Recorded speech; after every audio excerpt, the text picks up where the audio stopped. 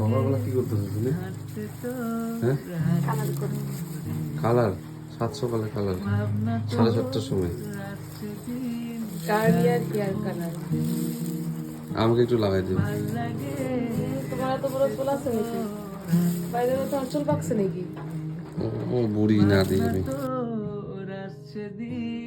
এর আগের ভিডিওতে তোমরা দেখে নিয়েছিলে যে আমি গোপাল ঠাকুর এনেছি, তো সেই গোপাল ঠাকুরের প্রাণ প্রতিষ্ঠা করতে হয়, সেটা তো জানোই সবাই হয়তো। তার জন্যই কিন্তু আমি চলে যাচ্ছি হচ্ছে মন্দিরে।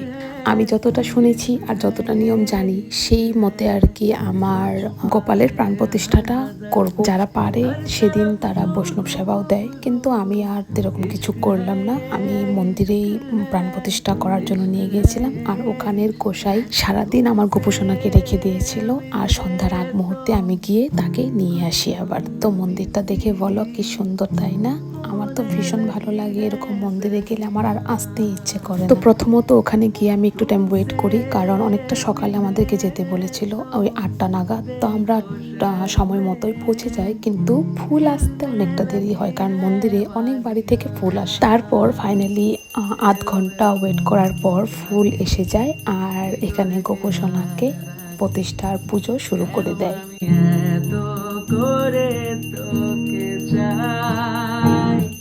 পারবো না আমি ছাড়তে তোকে, পারবো না। তোমরা কিন্তু এখন আমাকে কমেন্টে বলোনি যে আমার গোপোষণাকে কেমন লেগেছে। এত ভারী মিষ্টি একটা মুখ দেখে কি কমেন্টস না করে কি থাকা যায় বলো? তো ঝটপট কমেন্টস করে বলো আমার গোপো কেমন লেগেছে, আর তোমরা কারা কারা আমার মতো গোপোষণাকে ভালোবাসে আর গোপোষণার পুজো করো।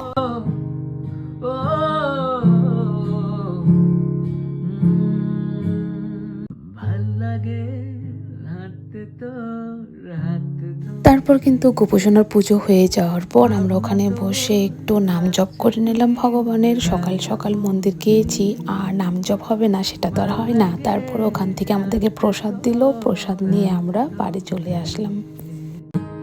ভাবনা তো আসছে দিন রাত ভরে।